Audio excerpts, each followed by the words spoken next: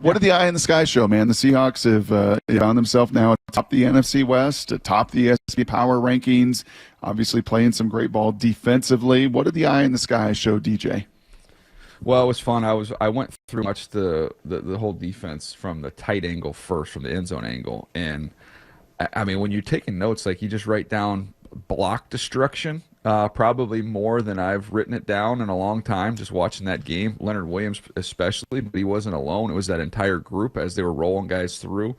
Just violent and physical at the point of attack, kind of beat up the Arizona Cardinals. And then, along the same theme that we've had the last couple times we've talked, the second level of this defense, with Ernest Jones and Tyrese Knight just flying all over the field. I mean, they have transformed the second level of this defense the way those guys are playing. So it was fun. It was fun tape to watch. And then, you go to the other side of the ball, just finding spots. Geno's, you look at all their explosive plays, the majority of them are Geno using his legs, buying some time, playing a little bit outside of structure and making things happen. JSN finds a way to pop one. It wasn't the most, it wasn't this electric offense, but when your defense is playing like that and you get a couple timely big plays, that's all you need. I think some of the locals around here pointed to Roquan Smith and his addition mid-season there with Mike McDonald in Baltimore and what that did. By no means am I comparing Roquan to Ernest Jones, but what difference has he made to your eye at that second level? Yeah, there's just a command. It was interesting. It was doing the Charger game against those Ravens Sunday, and I was kind of just dialed in on it because you had in that game Roquan was not playing, and then you had Denzel Perriman was not playing. And so I was, just trying to train my eyes on the second level of defense to see, the difference between the top shelf guys and then the guys that are playing behind them. And it's the same thing you see with these Seattle linebackers right now is the great linebackers just pull the trigger. Like there's no hesitation. If you see it, you trust it, you go. And that just changes everything, man, because the opportunities, the windows and the lanes, you think about running backs and, how quick the windows and lanes close. Well, for linebackers, it's the same thing. When you've got an avenue and a road to the ball, you cannot hesitate. You've got to trust it, and you've got to shoot your gun. And I think that's what those guys in Seattle have done a great job of. And not just Ernest. Knight's been great as well. DJ, switching to the other side of the ball, you mentioned Geno Smith and some of the off-script stuff. To me, it kind of seems like a dual-edged sword sometimes where you get the interception that he throws when he's moving to his right, tries to throw back across his body into the end zone. He gets picked off on the next drive. He makes that great escape on 3rd and 8 and hits DK Metcalf into a closing window. Just what can you say about Geno, kind of the creator in some of those those off-script situations? Yeah, I'm willing to live with it.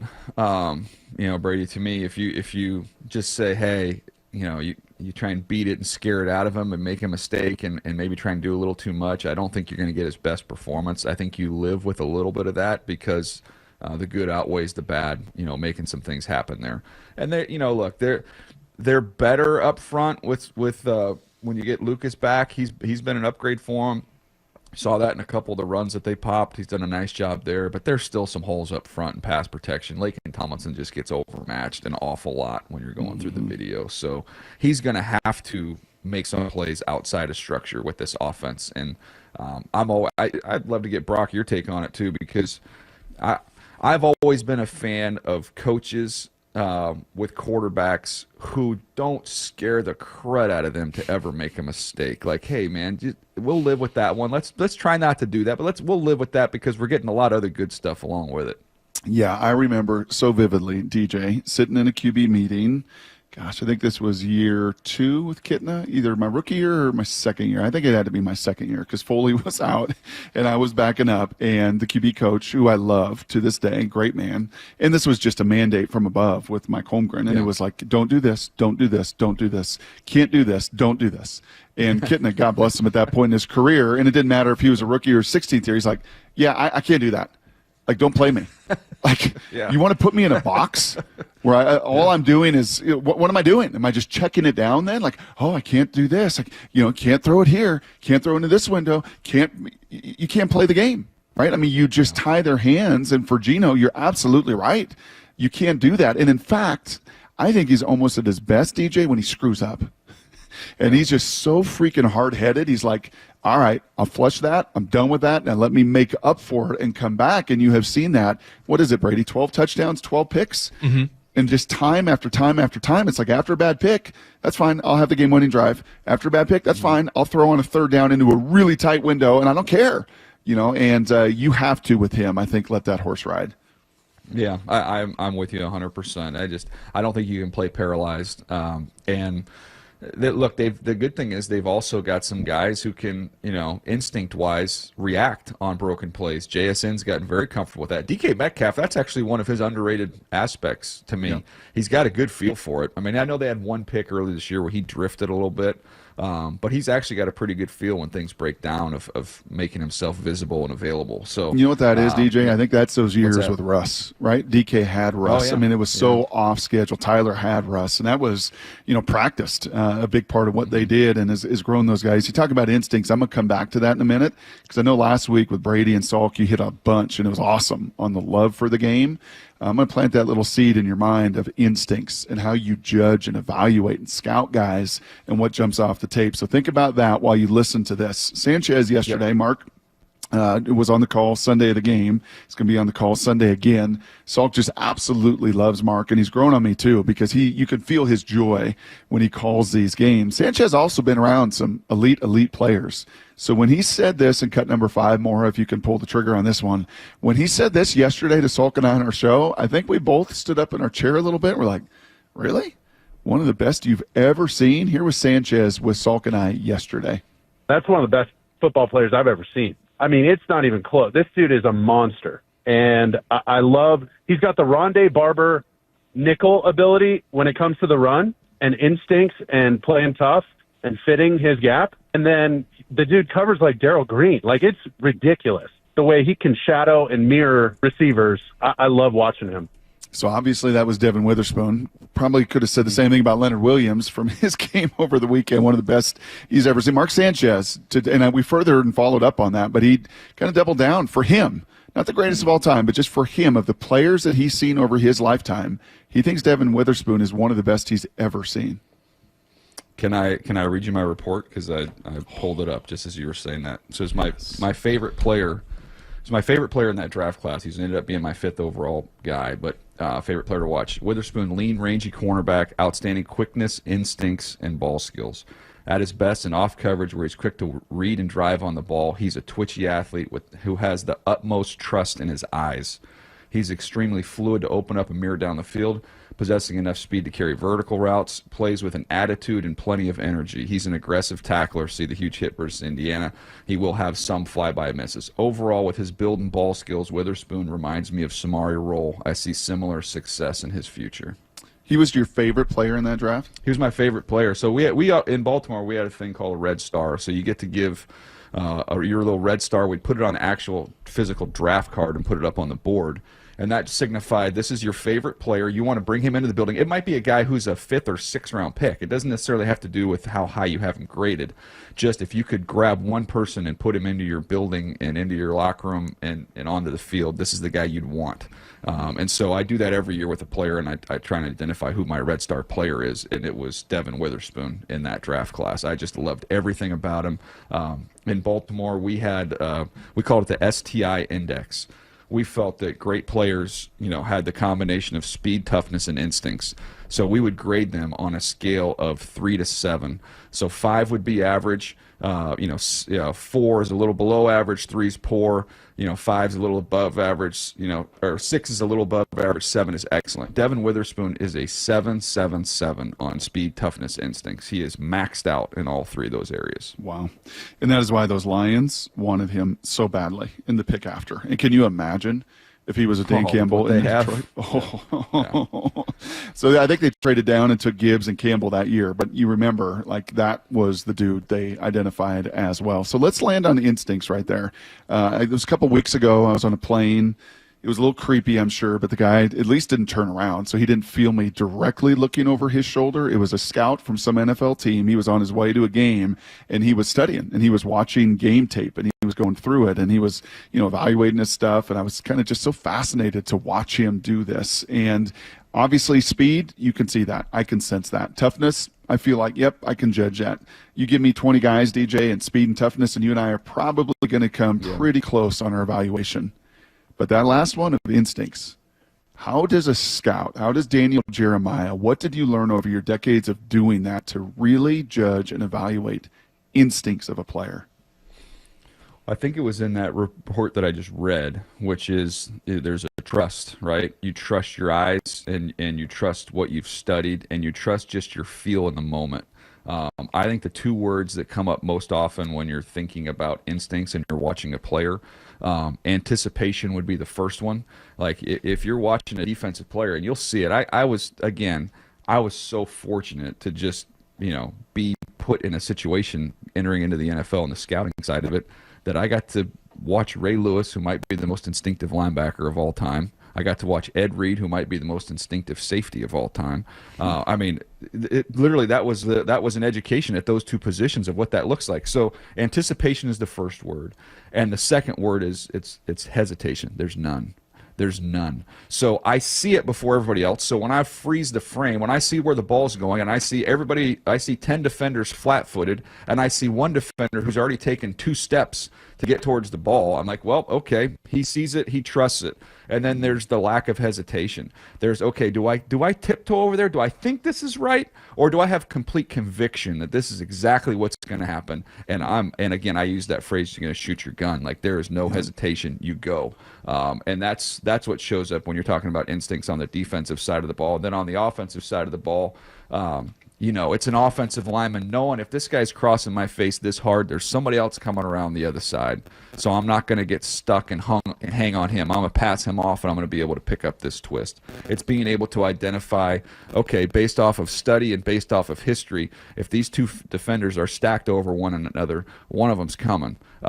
And that overall awareness. So you can go position by position is what I'm getting at. Yeah. But it's anticipation and it's a lack of hesitation would be the way I would describe that. DJ, sticking with Witherspoon, it's funny, for as much as we talk about him and we write about him, online, we don't really focus a lot on the coverage. It seems like the first thing we think of is, okay, the toughness and how hard he plays and how much he loves the game and the blitzing and the run support. But what have you thought of him just as a pure cover guy? Well, there's no limitations. So, it's just that he's not the biggest guy in the world, I guess, would be the limitation. But he's so fluid and smooth and fast that he can mirror and match up easy. And then his eyes work, so he can see things. He can drive on the ball. To me, he's not one of those guys where you label some guys as he's a man cover guy, he's a zone cover guy, or he's kind of a floater, or he's a football player. As cheesy as that sounds, like, put him as close to the line of scrimmage as you can, get him as close to the football as possible, and let him go, let him just play. And that's truly when he's at his best. And that's really what this defense has done the last 3 weeks. So handicap this NFC West. 6 weeks to go. As I look at some of the schedule, you probably haven't looked at some of this. San Francisco's got some tough days still left. Arizona probably, finishing last year and, probably got the easiest. The Seahawks have Minnesota and Green Bay, both at home, 4 other trips to the road. As you kind of handicap this thing over the final 6 weeks, how would you put those guys in position?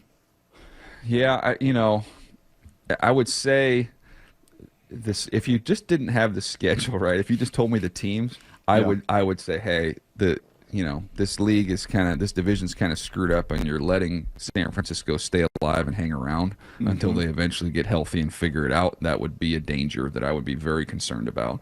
But that has been a talking point about the schedule and what they have in front of them. So I'll couch that a little bit. The Rams, I know not every team can take advantage of it like Philly did. And to me, the run defense was the topic of conversation coming out of that game. That wasn't my concern. My concern was at tackle. They just got obliterated by the edge rushers of Philadelphia. So I worry about the Rams. This to me feels like it's a Arizona, Seattle competition coming down the home stretch, and it's hard to, having seen what we just saw, to lean in Arizona's direction there. So look, it's very tight, it's very close, but if the defense of Seattle plays like this, the rest of the way home, I think it'll be enough for them to get to the finish line. Okay. And if Sanchez loved Devon Witherspoon, we've got a personality at our station. He's part analyst. He's part stadium MC. He's part news host on the FM side. His name is G. Scott. You might study his son, actually, G. Scott Jr. there at Ohio State, kind of an H-back Wait, tight G. end. Scott, did he play? Is he at Wake? He's not at Wake Forest. Ohio corner, State. no, no. State corner. No, what this did he G. play? What position? Yeah, this his son plays H-back tight end there at Ohio State. G was a hooper. Okay. Tore his Achilles. Nice. You've heard the story once. You've heard it 100 times, DJ. Just Hey, would have been. Woulda, coulda, shoulda. G. Scott was on these airwaves. His son's been at Ohio State, and he knows Jaxon Smith-Njigba very well, and all these guys through the years. Seriously, his son was a super talented guy at Eastside Catholic, 4-star receiver, big-time recruit. Just added some size there and has done a really nice job carving out a career starting the last couple of years as an H-back tight end. But, G, you will not find a bigger lover of Jaxon Smith-Njigba. He said he is the best receiver in all the NFL right now. And he stuck his chest out and he said it over and over in the last 3 weeks. This dude has turned himself. We were having a conversation, remember, like a month ago. Can he run well enough? Yeah. Can he be Amon-Ra St. Brown? It's like once we said Amon-Ra St. Brown, this dude has been playing like Amon-Ra St. Brown. What has gotten into JSN? Well, I mean, they're finding different ways to get him the football. Whether it's a quick hitter, getting him on a screen, whether it's him staying alive on broken plays, making things happen there. The run after catch has been really good. So, I mean, that's really kind of, it's quite simple. It's not like we woke up and all of a sudden he's running a different caliber of route than he was running prior. But it feels like he's playing that first one of speed. It feels like he is playing. It's almost like he's been infused with a confidence, that huge monster game where he had, 180 yards and touchdown. Like, it almost feels like he needed that game to infuse him with the gear and speed that I don't know if I saw the first 20, 25 games. Yeah, and I would say there's something to be said when you've been relied upon. And look, I'm not saying this about him, but there are other guys that you see over the years that feel like some routes that they're dead. Like it's not going to work. It's not going to get to me here. So, and I might feel like I'm going 100 miles an hour, but truthfully, there's not a great shot that the ball is going to make it to you. So you have one of those big games, I think maybe subconsciously that can kind of unlock another gear, knowing that you could, not only might the ball get to me, I might be the primary on a majority of these combinations. So maybe that's a little bit of the uptick we see in the play speed. But to me, I've been most impressed, Brock, with what he's doing with the ball in his hands, to be honest with you. Yes. Yeah. Okay, Brady, you can ask about your favorite new Seahawk now. I know you've been waiting to I'm gonna go. I'm gonna kind of switch gears here, and I want to ask you, DJ, about the scouting departments. And one thing we heard from Mike McDonald the other day, I think he was talking about kind of the parallels between the Ravens acquisition of Roquan Smith a couple years ago versus the Seahawks, kind of doing something similar mid-season, acquiring an inside linebacker, and how much that has changed their defense. And he made a comment about how similar the scouting departments are, and I think he was talking about maybe the scouting process. And I'm curious, as somebody who has been in that Baltimore Ravens scouting department, what similarities do you see in either the way that they go about it or just the process in general? Yeah, I mean, I think, there's always, if you go back far enough, you'll find some tie-ins and some carryover. I think Matt Berry's still there. He is, yep. In Seattle. And Matt, I actually got to know Matt real well over the years, but he had interned in Baltimore and spent a little bit of time there, so he had some exposure to that whole setup. But I think with John Schneider, I think he values a lot of the same things in players that Ozzie forever valued and what Eric DeCosta, since he took over, valued. And that I think there's in Baltimore, we didn't get obsessed with, the card in terms of the height, weight, speed. We focus more on kind of just the performance. So that's why you can play with, Ed Reed, who wasn't the biggest guy in the world. It's the reason why when Terrell Suggs, wets the bed at the 40 at his pro day, you don't care because he's a great football player. It's why Russell Wilson gets drafted at 5'10" to play quarterback. Like, you don't get caught up in the card that's on the wall with the height, weight, speed. You're just more focused on the actual tape and what you see there and the competitive makeup. And I think that, like, John gets a ton of credit for that. I think Pete, obviously, when he was there and known for the competition thing, I think that's part of the culture. That's really the fabric of the culture of that organization that survives long after you're not there. And I think when you look at the types of players, you're competitive, just love ball, those things. I think there's a lot of similarities there.